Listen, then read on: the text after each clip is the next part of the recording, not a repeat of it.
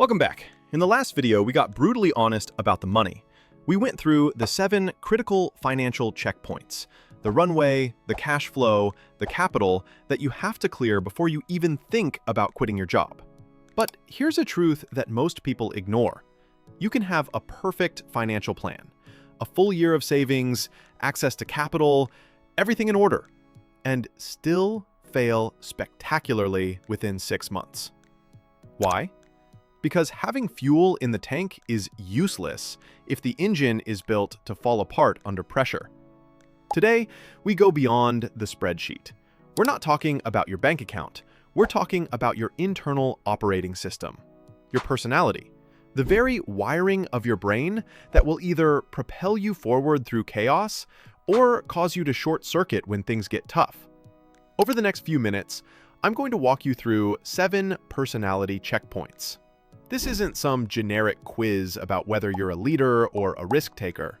This is a diagnostic tool, a brutally honest mirror to hold up to yourself, far away from the motivational hype. My goal is simple.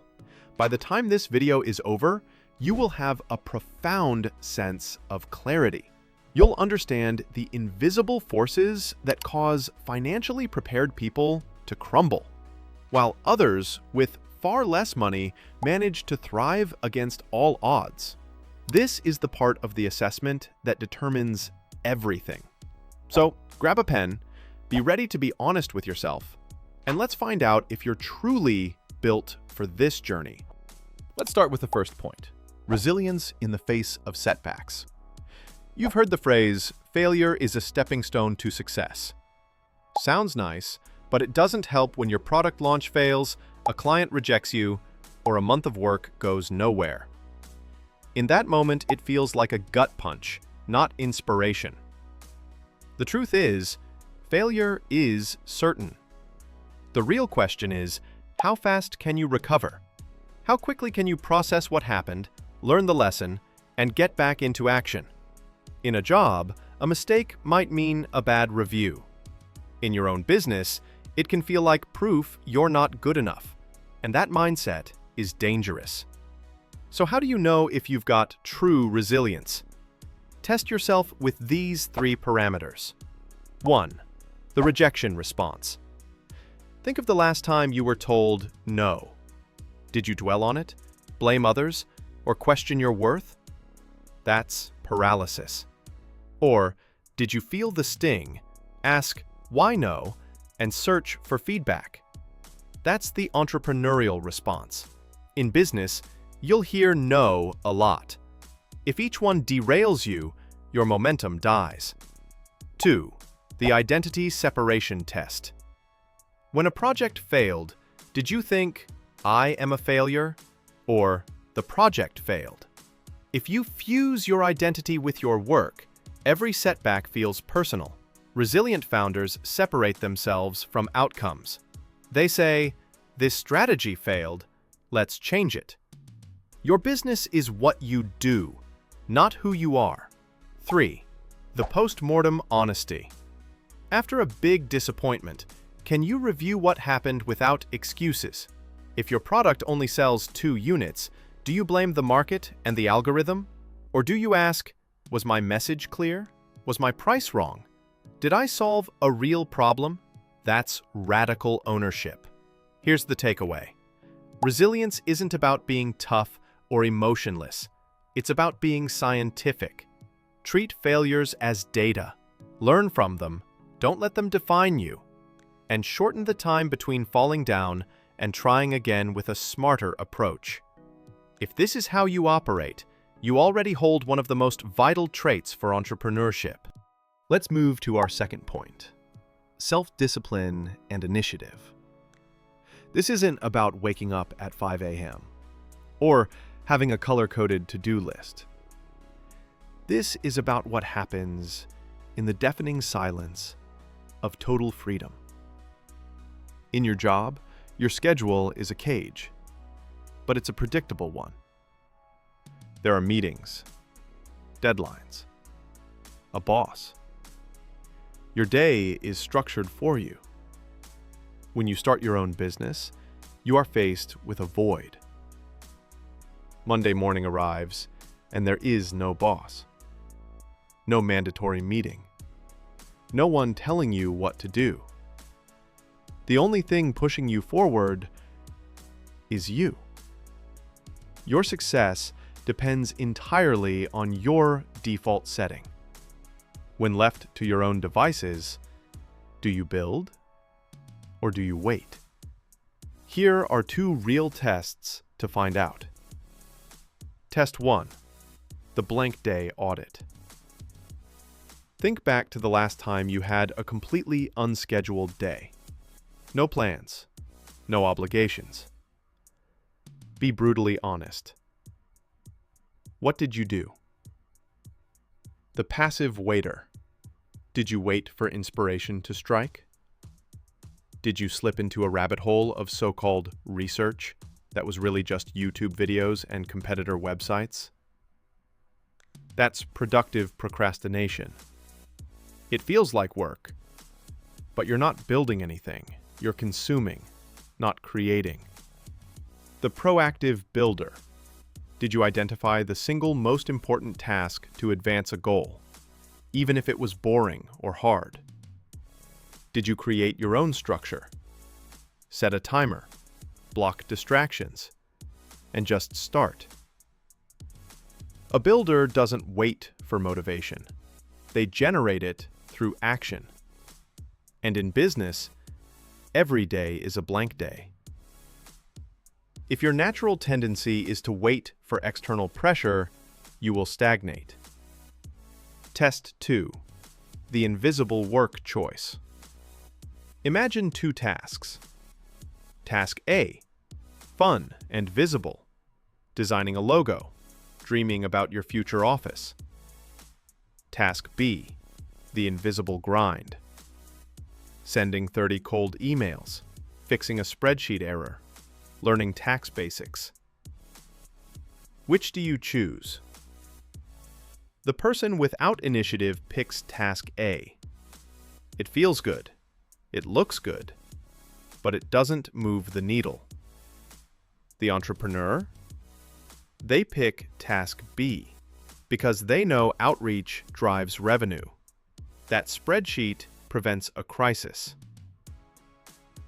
So here's the bottom line. Entrepreneurial discipline isn't about forcing yourself. It's about having an engine that runs without a push start. It's about being the architect of your own day, your projects, your progress. If your default state is to create structure out of chaos and do the work without being told, then you have the mindset to survive the void. Okay, let's talk about the third trait. This one is subtle, but absolutely crucial. Comfort with autonomy and responsibility. Think about your current job. When a big decision needs to be made, what happens? There's a meeting. You get input. You ask your manager. Maybe another department signs off. There's a process. There's a team. There's a safety net. Now, imagine that's all gone. Because in your own business, especially at the start, you are the committee. You are the final answer to every single question. And the weight of every choice, from the color of your logo to a $1,000 ad spend, lands squarely on your shoulders. This isn't about being the boss. It's about handling the pressure when there's no one to ask for permission, and no one to blame if it all goes wrong. So, how do you know if you're wired for this? 2 real-world tests. Test 1, the gray area gut check. Imagine this. Your new marketing campaign is running. It's costing you money daily. Results are just okay. No data sheet says stop or continue. There's no clear answer. Do you feel a knot in your stomach? Panic because you crave certainty? Do you stall, researching endlessly to avoid the call? Or does a different gear kick in? Do you look at the fuzzy info, trust your gut, and say, I'll change the headline and give it 48 more hours? And then fully commit, ready for consequences. Entrepreneurs live in the gray. They make calls with incomplete information every single day. If ambiguity paralyzes you, the loneliness of leadership will crush you. Test 2. The ownership instinct. Think back to the last time a project went wrong at work. What was your first gut-level thought? Did you instantly blame outside factors? IT was slow. Marketing didn't deliver. My boss gave me a bad deadline. That's the blame deflection instinct. It's normal in corporate life. Or did you first look at yourself? I should have followed up sooner. I should have clarified the requirements. That's the ownership instinct. Not self-blame, just an internal audit. Because when you're the owner, there are no other departments to blame. The buck doesn't just stop with you, it starts with you. So, the bottom line is this. Can you be the person who not only makes the hard calls alone, but also absorbs the outcome, good or bad? It's a quiet, heavy responsibility. Not about discipline, but about the mental fortitude to stand alone and say, "This was my call." Now, if you are getting value, please smash that like button and hit subscribe. All right, let's dive into the next trait. This one isn't about your feelings or your work ethic. It's about how your brain reacts when you hit a wall. It's your proactive, problem-solving orientation. In a job, when something breaks, say software isn't working, what do?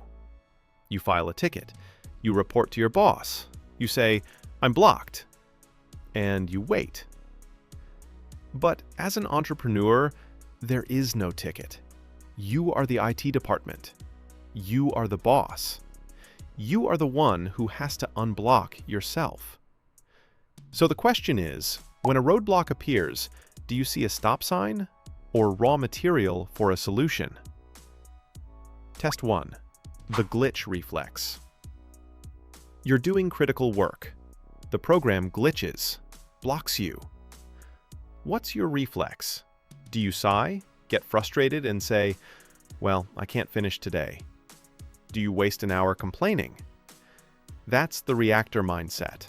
Or does your brain switch gears? Do you think, "Is there a workaround? Another program?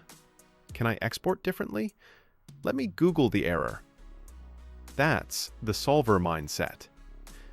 It's not about technical skill, it's about curiosity and refusing to stay blocked. Test 2. The constraint as a clue test. Now zoom out. Say you can't afford the pro marketing agency your competitor uses.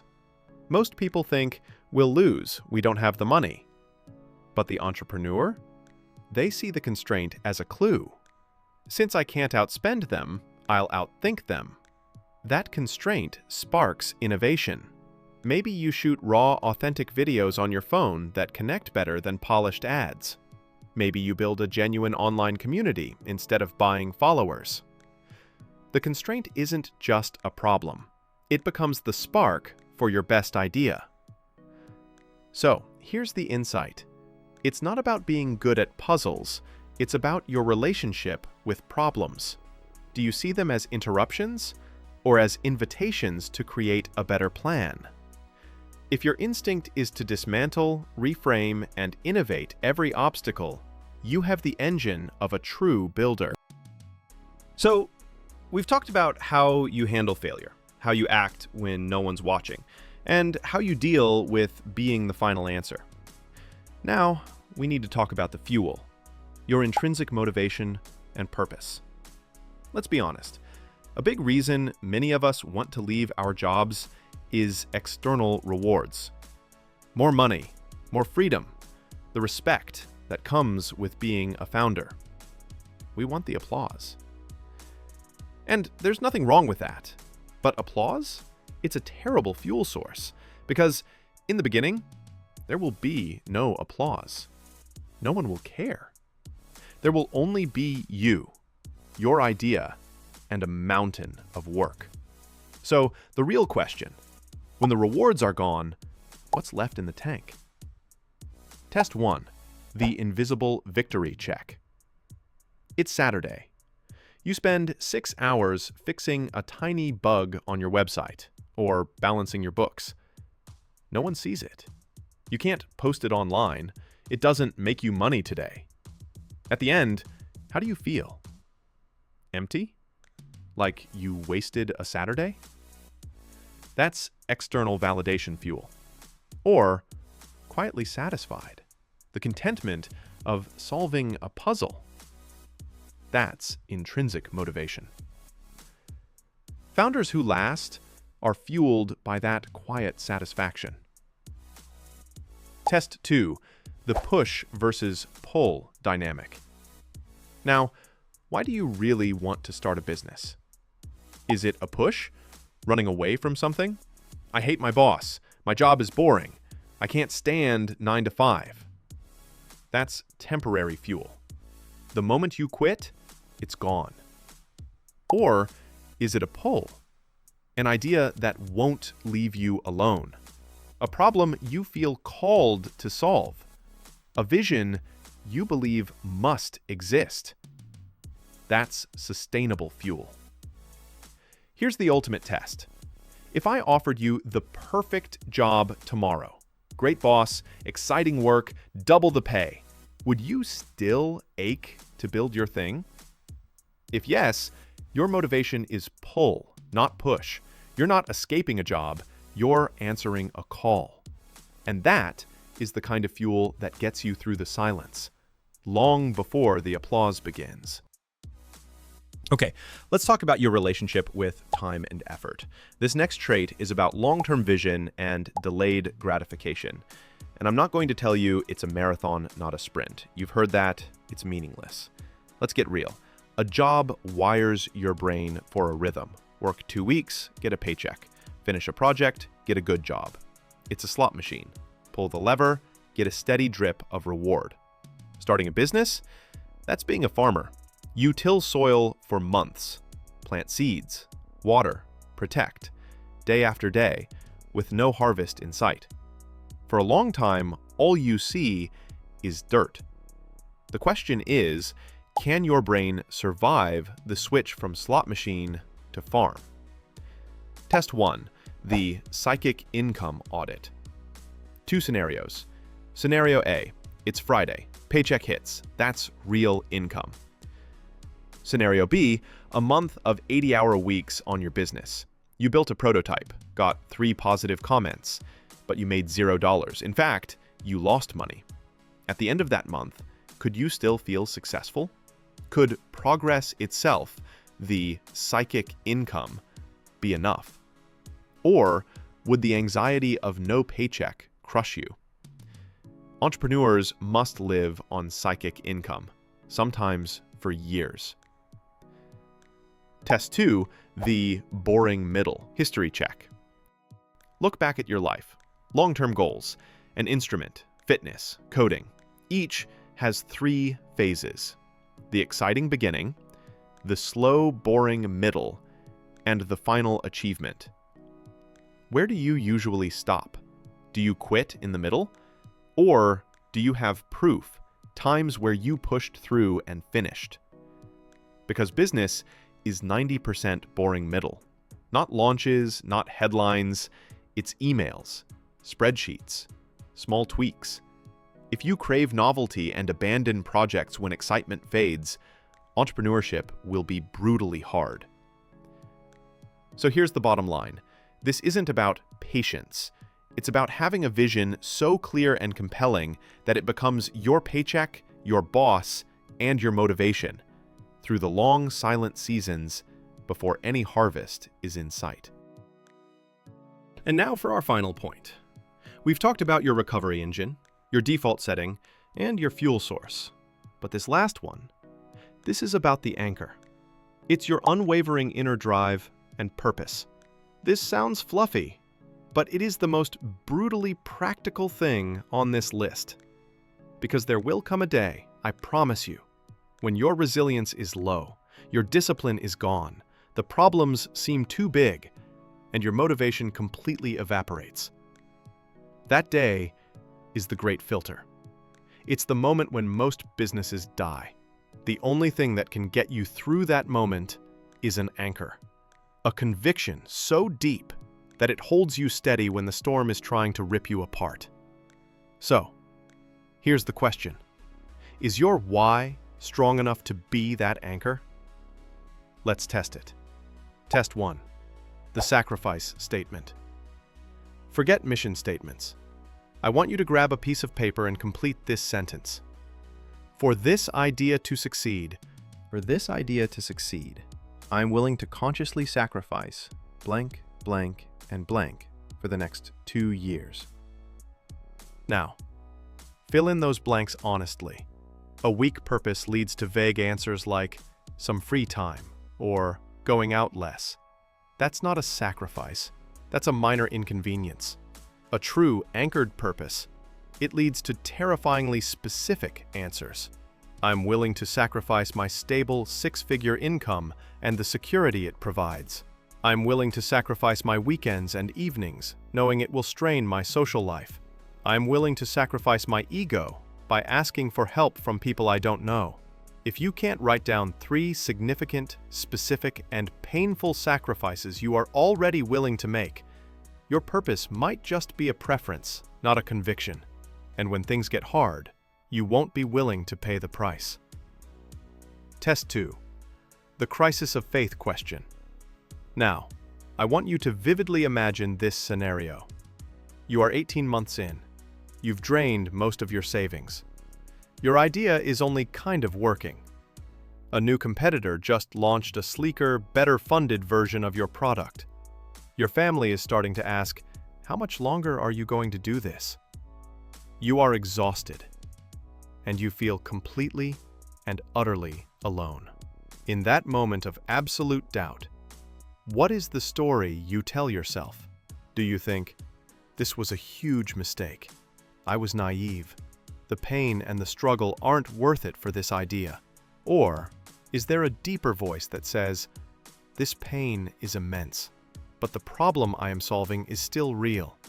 The people I am trying to serve still need this. This struggle is difficult, but it is meaningful. That's the difference. One is an idea you're trying to make successful. The other is a purpose you feel a duty to serve, regardless of your own comfort. So here's the ultimate takeaway. This isn't about passion, which comes and goes. This is about meaning. It's the quiet, stubborn belief that even if you fail, the attempt itself was important. It's the anchor that doesn't stop the storm, but ensures you're still there when it finally passes. So, there you have it. We've gone past the bank account and audited your internal operating system. If you were honest with yourself through those 7 points, you should now have a much clearer, and perhaps even uncomfortable, picture of whether your personality is wired for the realities of this path. This isn't about passing or failing. It's about self-awareness. It's about knowing your strengths and, more importantly, understanding the internal battles you will inevitably face. But having the right engine is only half the equation. A Formula One engine is useless if the driver doesn't know how to navigate the turns. And that brings us to the final, critical piece of this assessment. In the next video, we move from the internal to the practical. We are going to break down the 7 critical skills and experience checkpoints. We'll analyze whether your past work has actually prepared you for this, or if it's given you a false sense of confidence. We'll identify the non-negotiable skills you absolutely must have before you write that resignation letter. This is the part that connects your personality to a real, actionable plan.